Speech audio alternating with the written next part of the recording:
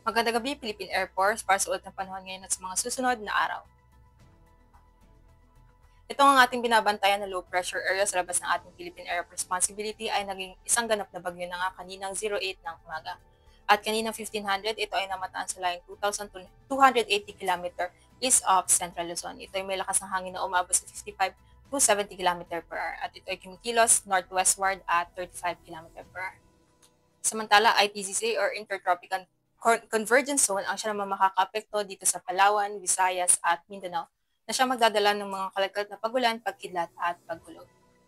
Samantala, northeasterly wind flow ang siya naman makakaapekto dito nga sa may eastern section ng Luzon na magdadala ng maulap na kalangitan at mga kalagkat na pagulan, particular na dito nga sa Quezon at Camarines Norte. Samantalang ang Metro Manila at ang nalalabing bahagi ng Luzon ay makakaranas ng bagyang maulap hanggang sa maulap na kalangitan na may mga pulupulong pag-ulan, pagkidlat o pagkulog. Para sa magiging taya ng panahon para bukas, ang Palawan at Kalayaan Island ay makakaranas pa rin ng maulap na kalangitan na may mga kalagkat na pag-ulan, pagkidlat at pagkulog. Samantalang ang Metro Manila at ang nalalabing bahagi ng Luzon ay makakaranas ng bagyang maulap hanggang sa maulap na kalangitan na may mga pulupulong pag-ulan, pagkidlat o pagkulog.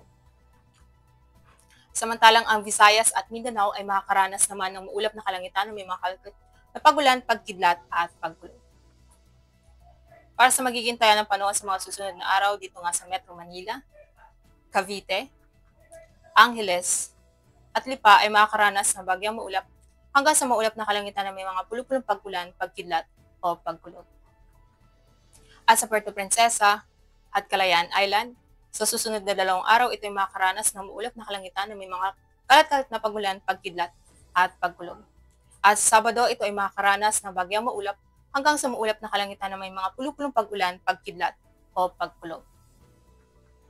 Sa Lapu-Lapu, sa Huwebes, ito ay makakaranas ng maulap na kalangitan na may mga kalat-kalat na pagulan, pagkidlat at pagkulog. At sa susunod na 2 araw, ito ay makakaranas ng bagyang maulap hanggang sa maulap na kalangitan na may mga pulupulong pag-ulan, pagkidlat o pagkulog.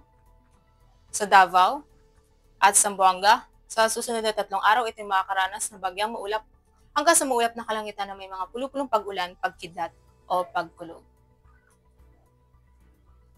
Ang haring araw ay lumubog kaninang 1741 at inaasahan sisikat bukas sa ganap ng 0546. Para sa ating moon illumination, meron tayong 100% full moon. Para manatiling updated sa lagay at taya ng panahon, i-follow lamang aming mga social media accounts. Sa ngalan ng aming commanding officer na si Colonel Alvin Jan Pugador, PAP GSC, ako si Airman First Class Rosemary de las Reyes, Philippine Air Force, weather forecaster ng Air Force Weather Center. Muli, magandang gabi, Philippine Air Force.